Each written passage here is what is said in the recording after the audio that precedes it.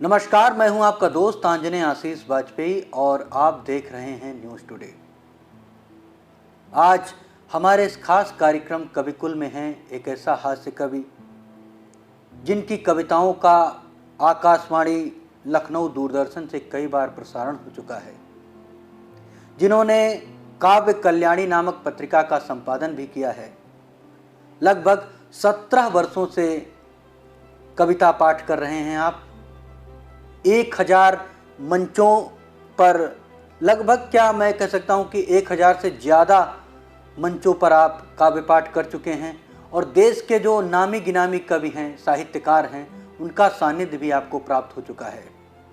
2004 में युवा रत्न सम्मान आपको मिला, शिक्षा मंत्री रविंद्र शुक्ल जी के द्वारा आपको प्राप्त हुआ और अब तक इन सम्मानों की फेहरिस्त में अगर बात करी जाए तो लगभग 300 से ज़्यादा सम्मान आपको प्राप्त हो चुके हैं। हमारे साथ हैं गांव अमाना, जिला बाराबंकी के मशहूर हास्य कवि संदीप अनुरागी जी। संदीप जी, हमारे इस खास कार्यक्रम कविकुल में आपका बहुत बहुत स्वागत है। बहुत बहुत धन्यवाद आंजनेय जी। न्यूज़ टुडे के सभी दर्शकों को मेरा नमस्कार। संदीप जी, आप 17 साल से कविता पाठ कर रहे हैं, तमाम मंचों पर गए, जैसा कि आपने बताया 1000 से ज़्यादा मंचों पर आपने कविता पाठ किया है। तो आपकी काव्य यात्रा कैसे शुरू हुई और इस काव्य यात्रा को शुरू आपने कहाँ से किया, कब किया, इसके बारे में आप हमारे दर्शकों को बताएं। इसके साथ साथ मैं चाहूँगा कि एक हास्य कविता से इस कार्यक्रम की शुरुआत आप करें। जी, सबसे पहले कविता की बात है, कहाँ से शुरुआत हुई। तो कक्षा 8 में हम पढ़ते थे। उस समय ज्ञान प्रकाश शर्मा गुरुजी पढ़ाते थे। तो श्री ज्ञान प्रकाश शर्मा जी कक्षा 8 में हमको गांव में पढ़ाते थे, अटहरा में। उस समय कविता से शुरुआत हुई, फिर धीरे धीरे लिखते रहे, बढ़ते गए। ऐसे काव्य यात्रा चलती है। नहीं, आपके जीवन में कोई ऐसी प्रेरणा रही होगी कि आपने एक हास्य कवि के रूप में खुद को चुना कि मैं हास्य कविताएं करके लोगों को हंसाऊंगा, गुदगुदाऊंगा। मैं चाहता हूं कि हमारे दर्शकों को आप एक हास्य कविता जो आपको बहुत पसंद हो, जो थोड़ा लीक से हट कर के हो, आप वो हमारे दर्शकों के साथ शेयर करें। कई कविताएं हैं, लेकिन एक कविता ये भारत सरकार की नरेगा मनरेगा योजना है। जी जी। तो इस पर एक मेरी किताब आ रही है, नरेगा 50। अच्छा अच्छा। उसके कुछ मुक्तक मैं पढ़ना चाहता हूँ, आप सब सुने, आनंद लें। कि 100 दिन का मिले काम तो जानो कि नरेगा। कि 100 दिन का मिले काम तो जानो कि नरेगा। मन का मिले आराम तो जानो कि नरेगा। बिन काम के है गाँव के वीराम दीन का। मिल जाए अगर दाम तो जानो कि नरेगा। वाह वाह वाह। कि हो काम अंट संट तो जानो कि नरेगा। खाता चले करंट तो जानो कि नरेगा। मजदूर चंट बंट लागी काम कई रहे। साहेब लिए परसेंट तो जानो कि नरेगा। कि तालन मल गए तार तो जानो कि नरेगा। हो जीर्ण उद्धार तो जानो कि नरेगा। आदर्श सिर्फ नाम के तालाब रह गए। हो सब के सब बेकार तो जानो कि नरेगा। कि ज्यादा हो घाँच पाँच तो जानो कि नरेगा। आधो न हो ये साँच तो जानो कि नरेगा। कैसे हो रिकवरी कि जब पैसा पहुँच गवा। कब हो न हो ये जांच तो जानो कि नरेगा। तमाम मुक्तक हैं, कुछ मुक्तक और सुनिए। जी जी, स्वागत है। कि कि जी का लगे जंजाल तो जानो कि नरेगा, जी का लगे जंजाल तो जानो कि नरेगा, हो जाई बुरा हाल तो जानो कि नरेगा। अतना है भ्रष्टाचार कि कागज पे दोबारा खुद जाए खुद ताल तो जानो कि नरेगा। और तमाम मुक्तक हैं, और 2 मुक्तक सुनिए। कि फरुहा ले कैलाश तो जानो कि नरेगा, फरुहा ले कैलाश तो जानो कि नरेगा, डेलिया ले विलास तो जानो कि नरेगा। आराम से जब शाम कहीं काम खत्म भा, साथ लड़े गिलास तो जानो कि नरेगा। बहुत बढ़िया। कि सरकार दे लुटाई तो जानो कि नरेगा, सरकार दे लुटाई तो जानो कि नरेगा, मजदूरों ना चौटाई तो जानो कि नरेगा। सरकार की रकम या खाई खाई खाई के, प्रधान जी मोटाई तो जानो कि नरेगा। कि और 4 पंक्तियां पढ़ता हूं। कि हो काम खूब रिपीट तो जानो कि नरेगा, हो काम खूब रिपीट तो जानो कि नरेगा, लागई ननी की ईंट तो जानो कि नरेगा।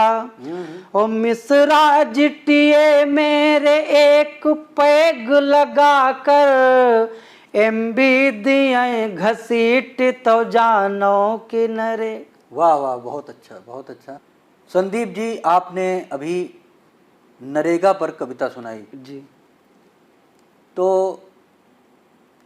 कोई एक ऐसी कविता जो आपके दिल को छूती हो, जो आपको लगता है कि वो कल भी उसका रेलेवेंस था और आज भी उसका रेलेवेंस है, कोई ऐसी कविता जो आपको लगता है कि वो आपकी बहुत बड़ी कविता हो और आप जब कभी बड़े मंच पर जाते हैं तो वहाँ उस कविता को आप ज़रूर पढ़ते हो, कोई ऐसी कविता हो जो आप हमारे दर्शकों के साथ शेयर करना चाहें? साहब, आजकल पैसे का बड़ा महत्व है, तो मेरी एक कविता है, वो भ्रष्टाचार पे है। कुछ पंक्तियां पढ़ना चाहता हूँ, सुनिएगा।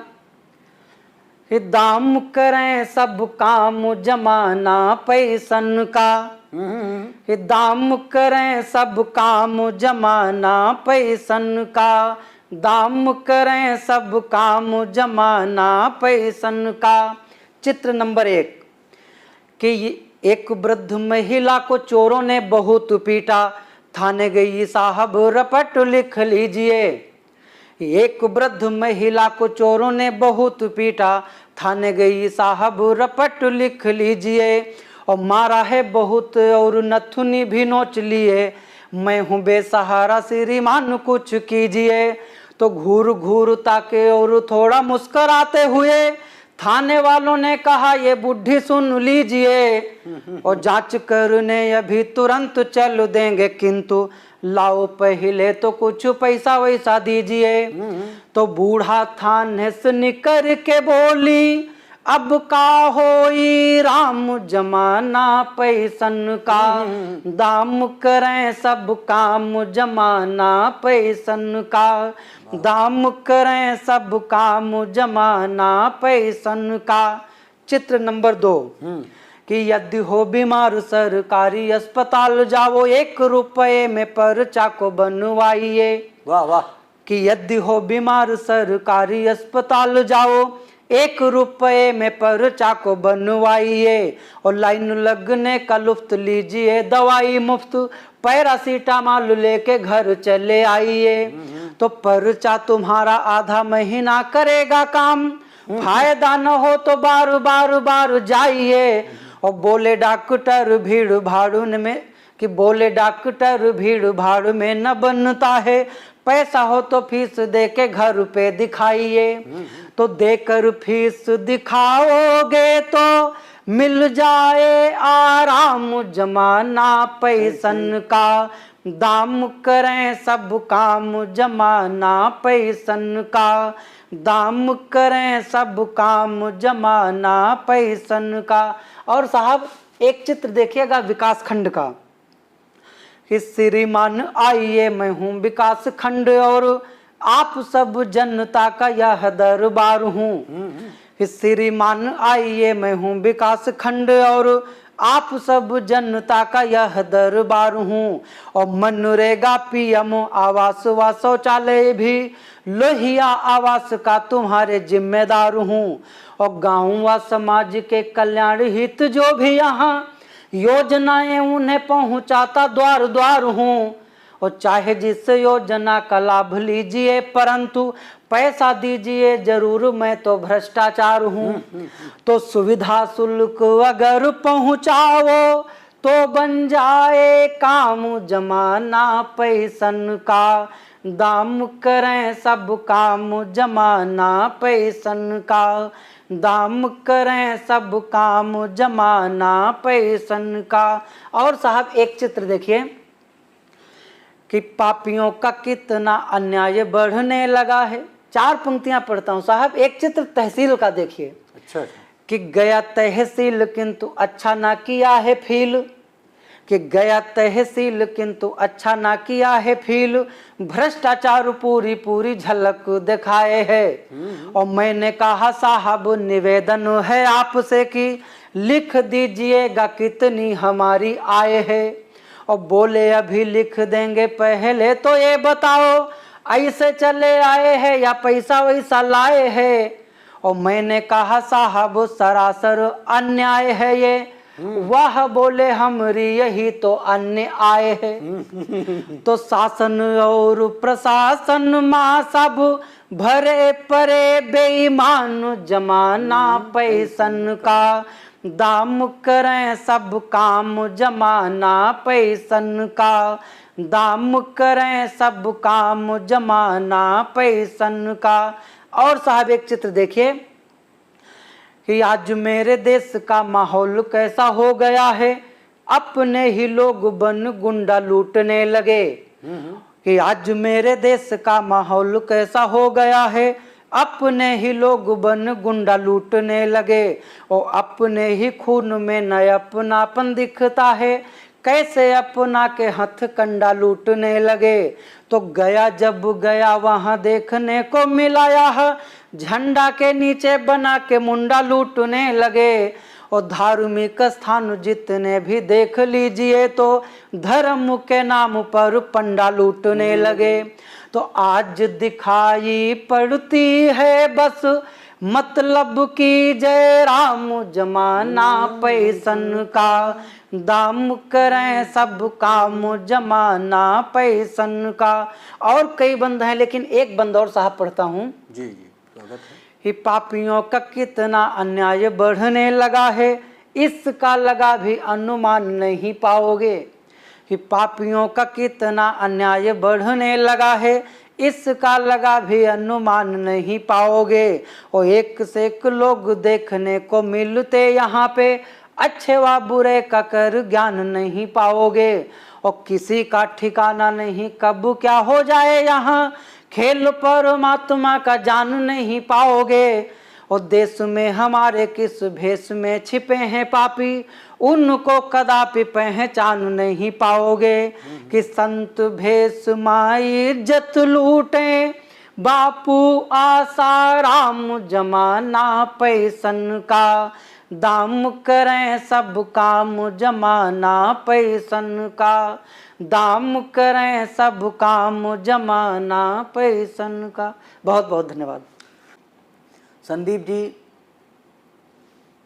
आप तमाम मंचों पर गए हैं जी। कुछ बार ऐसा भी आपको महसूस हुआ होगा, ऐसा आपको लगा होगा कि ये फला व्यक्ति किसी फला व्यक्ति की कविता पढ़ रहा है, भले ही आप उसको टोक न पाए हों, रोक न पाए हों, या फिर आप उससे कह न पाए हों कवि सम्मेलन समाप्त होने के बाद। लेकिन ये कहीं ना कहीं आज के दौर में ये सामने निकल करके आती है कि कविता चोरी करना, किसी दूसरे कवि की कविता चोरी करना, उसकी कविताओं की कुछ लाइनें चोरी करना और अपनी लाइनें जोड़ करके कविता बना करके और उसे काव्य मंचों से पढ़ना और अपनी वाहवाही लूटना, अपनी प्रशंसा लूटना। और तथाकथित एक कवि, जो मैं शब्द कह रहा हूँ ये गलत नहीं होगा, अपने को वो कवि बताते हैं, इसको लेकर के आप एक कवि हैं और इसको लेकर के आप क्या कहना चाहेंगे? जी बिल्कुल सही आप कह रहे हैं। और ये कविता चोरी तो कतई करनी ही नहीं चाहिए, ये कविता खुद लिखनी चाहिए और पढ़नी चाहिए। हमारे गुरुदेव हैं कमलेश मौर्य मृदु जी। जी। तो कई मंचों पर, और एक बार एक वाकया याद आ रहा है। एक बार बक्सी तालाब के एक कवि सम्मेलन में थे और एक कवि वो मंच पर जो कविता पढ़ रहा था, तो गुरुदेव जी ने तुरंत टोक दिया और कहा यह दूसरे की रचना है और ये कतई नहीं पढ़ी जाएगी, मना कर दिया। तो ये कवियों को खुद लिखना चाहिए, खुद पढ़ना चाहिए। बाकी आप जो सही कह रहे हैं कि ये कविता चोरी तो कतई करनी ही नहीं चाहिए, लेकिन आजकल आपने जो कहा कि वो लोग तोड़ मरोड़ करके वो, हाँ, कि एक की लाइन उसमें, दूसरे की लाइन उसमें, फिर एक अपनी लाइन, और वो बना करके कविता का कुछ पता नहीं कुछ और ही बना देते हैं।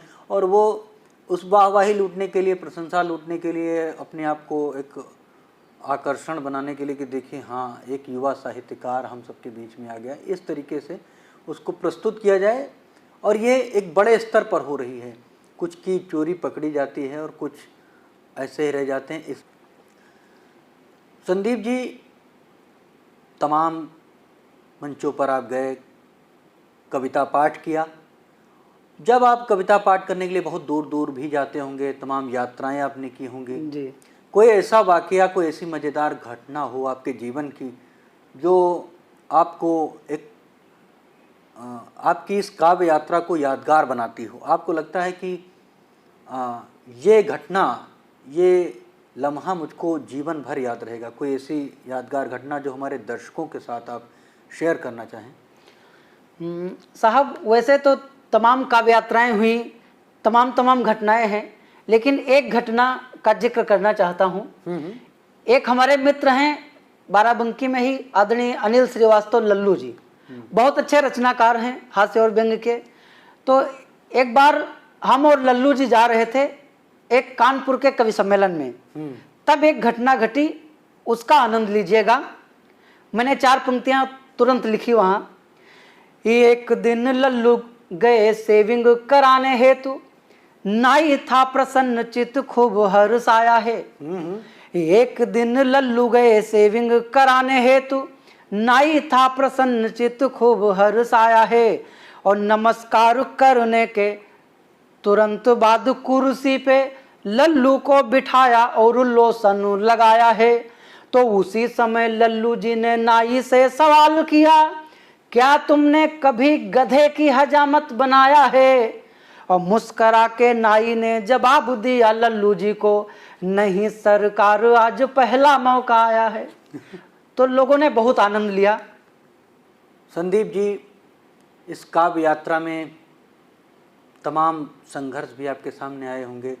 आप वैसे पेशे से आप खेती किसानी करते हैं या इसके अलावा भी आपका कोई और पेशा है कि कविता ही करते हैं या इसके अलावा कुछ और भी आप करते हैं पेशे में? साहब घर पर मैं जनसेवा केंद्र खोले हुए हूँ, तो ये घर पर अपना ये काम है। बाकी ब्लॉक में ग्राम रोजगार सेवक के रूप में आप काम कर रहे हैं, तो वो देखना रहता है।